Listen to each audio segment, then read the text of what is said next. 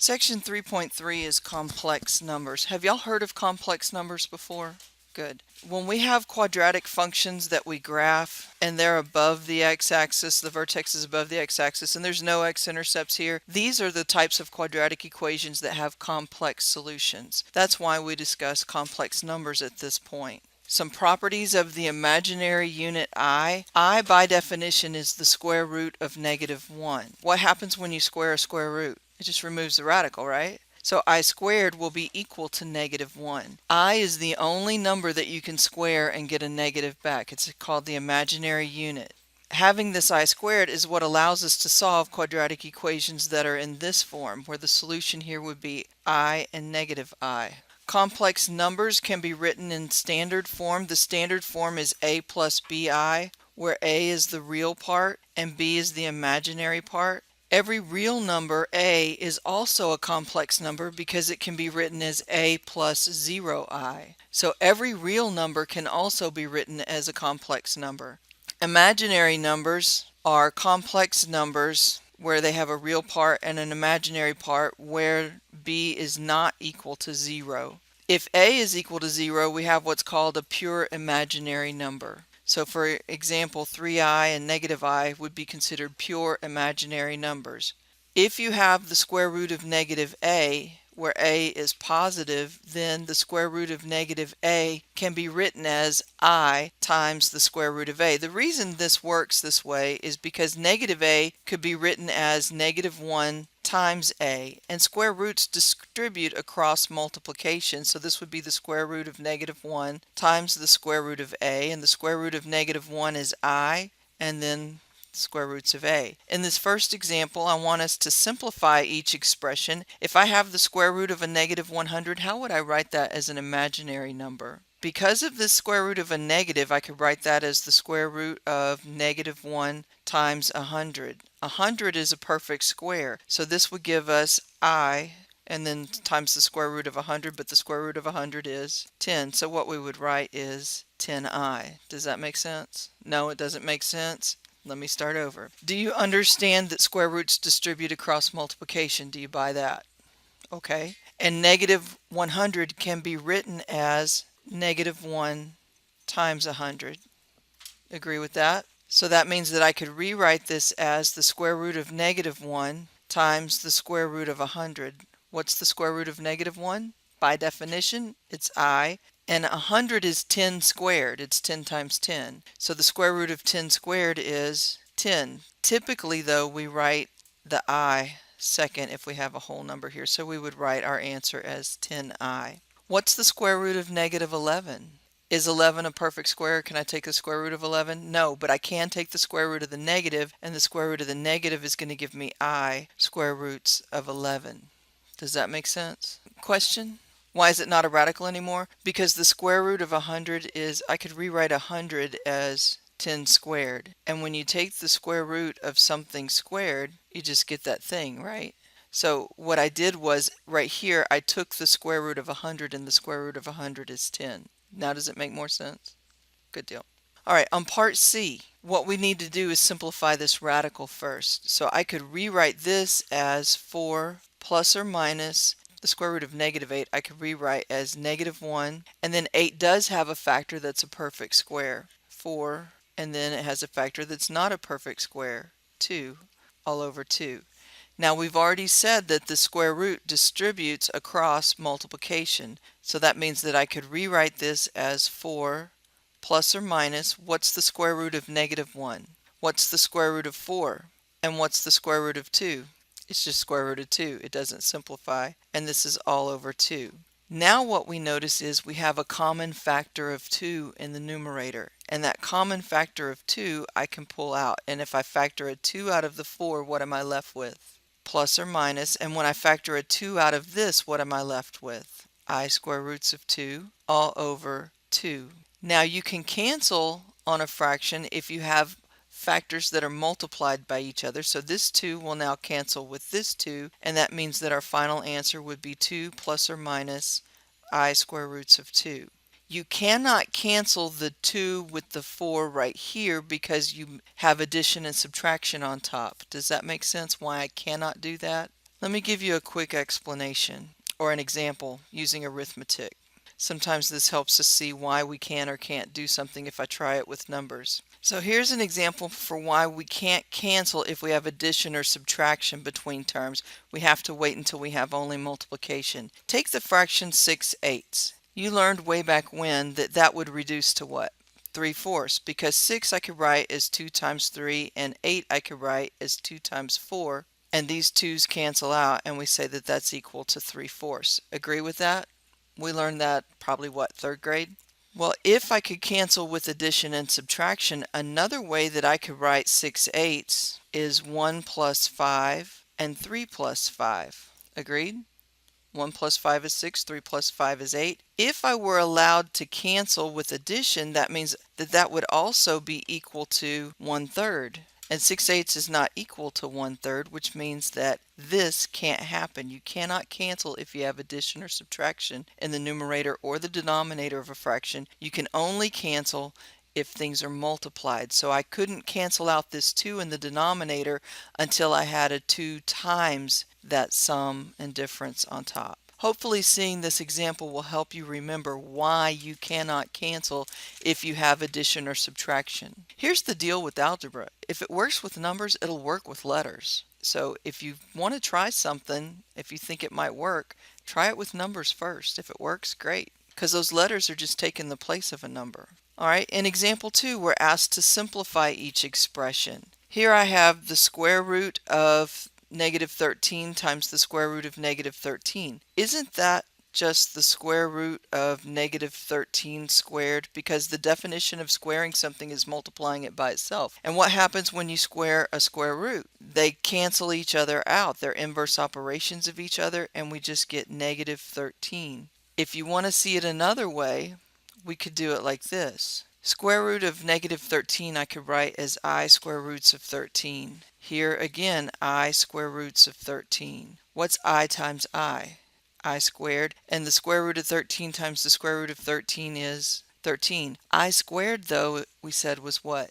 That's -1. So that's -1 times 13, and we still get -13. So there's two ways of solving this same problem. On B, we have the square root of -2 times the square root of -32. So this is going to be I square roots of 2 times, this will be I square root of 32 is 16 times 2, isn't it? Can I take the square root of 16? The square root of 16 is, and then that gives me another square root of 2. What's I times I? I squared. What's square root of 2 times square root of 2? And then that's times 4. 2 times 4 is 8, and I squared is, and -1 times 8 is -8. All right, in example 3, we're asked to write each expression in standard form.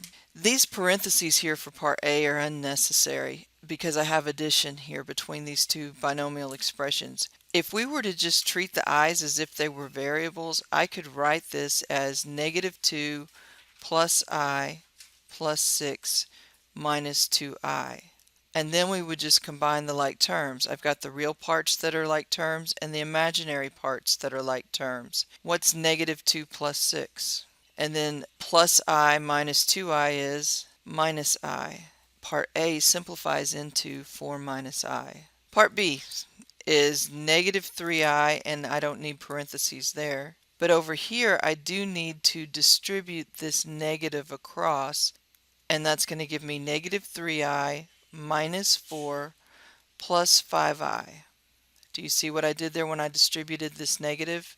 Now we just combine the like terms, and those are my like terms, and that's going to give me -4 plus 2I. Part C, we have -3 plus 2I times 1 minus I. This is just a binomial times a binomial. And what do we do when we have a binomial times a binomial? We FOIL it out. We multiply the first terms, the outside terms, the inside terms, and then the last terms.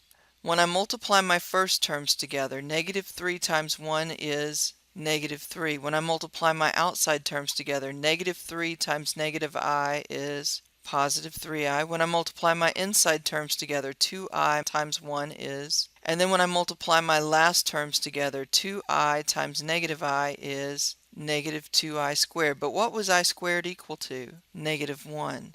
So what we see here is I have like terms in the middle, and then I squared is equal to negative 1. So that's going to give me negative 3 plus 5i plus 2, because negative 2 times negative 1 is positive 2. Then I can combine these like terms, and that's going to give me negative 1 plus 5i.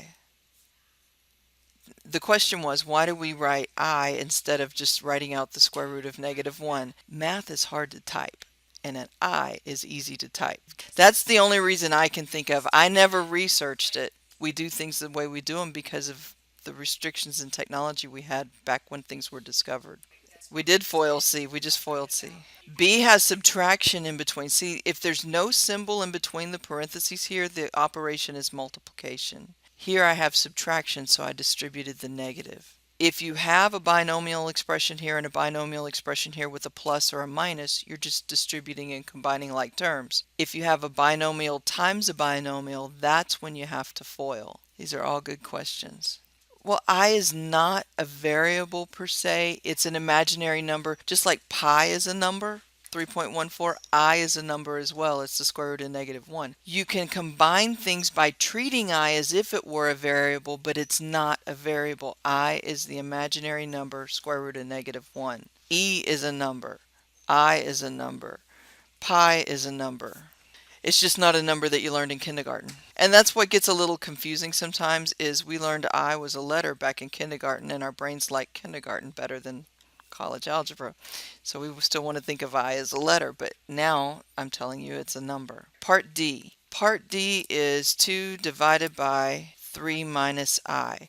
Now, back when you were learning how to simplify fractions, you were probably told that you could not have a radical in the denominator of a fraction. Do y'all remember that? And I is a radical. It's the square root of negative 1. So we have to get rid of this I, which means I need to not have any I in the denominator. And the way we do that is we multiply the top and the bottom of this fraction by what's called the conjugate pair of the denominator, because 3 minus I times 3 plus I is actually the difference of two squares when I FOIL it out. And that means that the middle terms are going to disappear, and I just get 3 times 3 and then minus I times I. Do y'all remember looking at this at some point when you first learned how to FOIL? If you have a plus b times a minus b, isn't that equal to a squared minus b squared? If you've forgotten it, I'm reminding you now. If you don't believe me, let's FOIL it out. A times a times b, negative b times a, and b times negative b. These terms are going to cancel out, leaving us a squared minus b squared.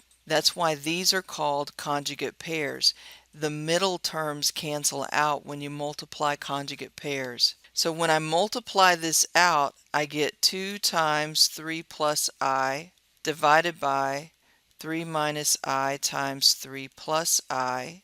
And because that denominator is the difference of two squares, all I have to do is I have to distribute this 2 and then FOIL this out. And that's going to give me 6 plus 2i over 3 squared, which is 9, minus I squared. And what is I squared? Negative 1. So this is 6 plus 2i over 9 minus negative 1. And what's 9 minus negative 1? So that's 6 plus 2i over 10. And now we can distribute this denominator across the addition, and that gives us 6 tenths plus 2i over 10, and this will reduce. 6 tenths reduces to what?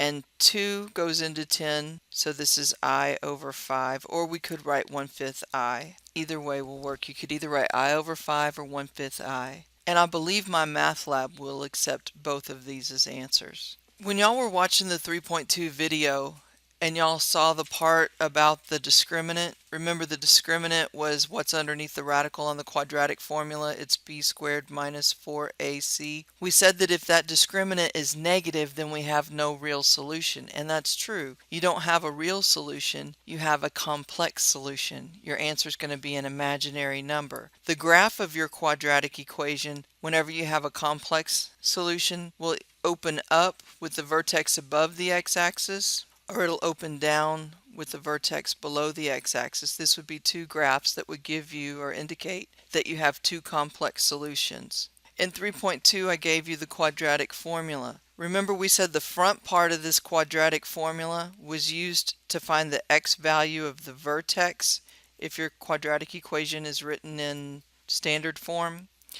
And then this part tells you, the discriminant tells you how many real solutions you have. If that's equal to 0, then you have only one real solution.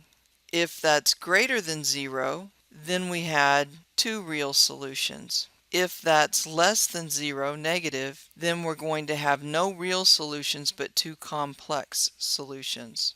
In example 4, I want you to solve each quadratic equation, and then we'll look at the graph of the quadratic equation and verify our answers. We're going to use this quadratic formula in order to solve these quadratic equations. The first thing you have to do when you use the quadratic formula is make sure that your quadratic expression is equal to 0. So in part A, we're in good shape. What is A equal to in this problem? And what is B equal to? And what is C equal to? So A is 1, B is 4, C is 5. So we use the quadratic formula. X is equal to negative B plus or minus the square root of B squared minus 4AC all over 2A. And all I did was I dropped in the numbers that we found for A, B, and C into this quadratic formula. Now we need to simplify that. So that's going to give us negative 4 plus or minus the square root of 4 squared is 16 minus 20 is negative 4 all over 2.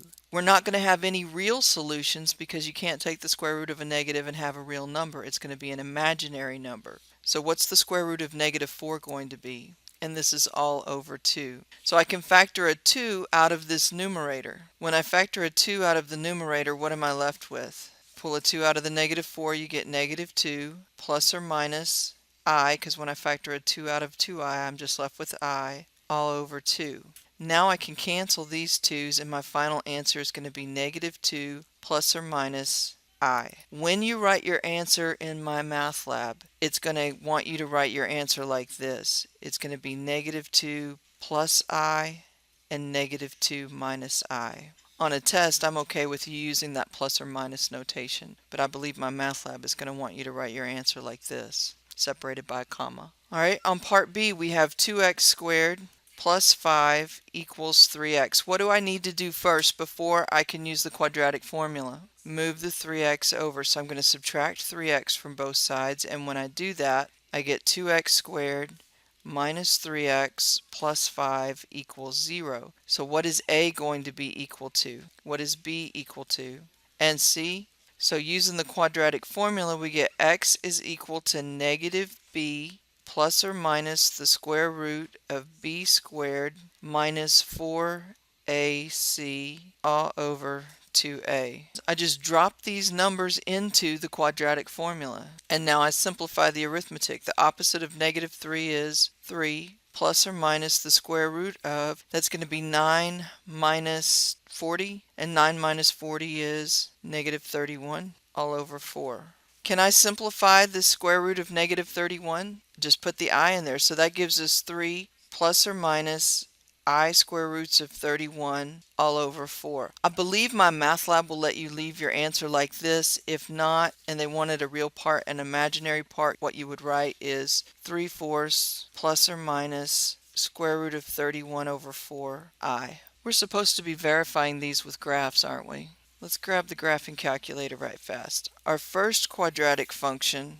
was y equals x squared plus 4x plus 5. And then I hit zoom 6. Notice we have a quadratic equation that does not cross the x-axis. That means that I have no real x-intercepts, no real solution to that quadratic equation. I only have imaginary solutions. Imaginary solutions come in conjugate pairs, one with a plus, one with a minus in between the real and the imaginary part. So there's the graph for part A. Let's look at the graph for part B. We have, that's 2x squared minus 3x plus 5. And there's the graph for that quadratic function. And we see that it has no real solutions as well because it doesn't cross the x-axis anywhere. For part C, we have negative 4x squared equals 3. This problem is set up to solve using the square root property that you learned in 3.2. Do y'all remember how that works? We isolate the x squared, so that means I'm going to divide both sides by negative 4, and that's going to give me x squared equals negative 3/4.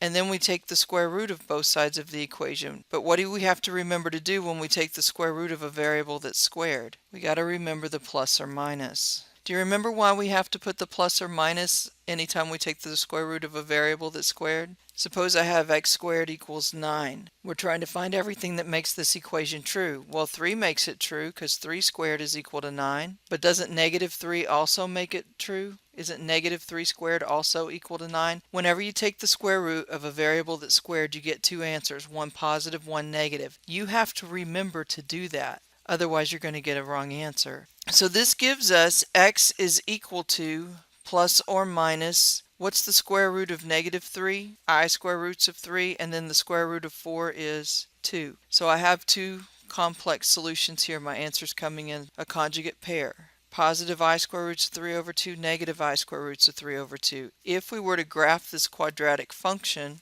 we would graph 3 plus 4x squared. 3 plus, because in order to set this equal to 0, I would add 4x squared to both sides, so we would graph 3 plus 4x squared. And when I graph that, well, there's my second function, and there's my third function. So whenever we have a complex solution, we're going to get two answers that'll be conjugate pairs, and the graph will have no x-intercepts. The graph of the quadratic function will have no x-intercepts. That's how you know when you have complex solutions. Also, you know you'll have a complex solution because the discriminant, this part of the quadratic formula, will be negative. This wraps up section 3.3.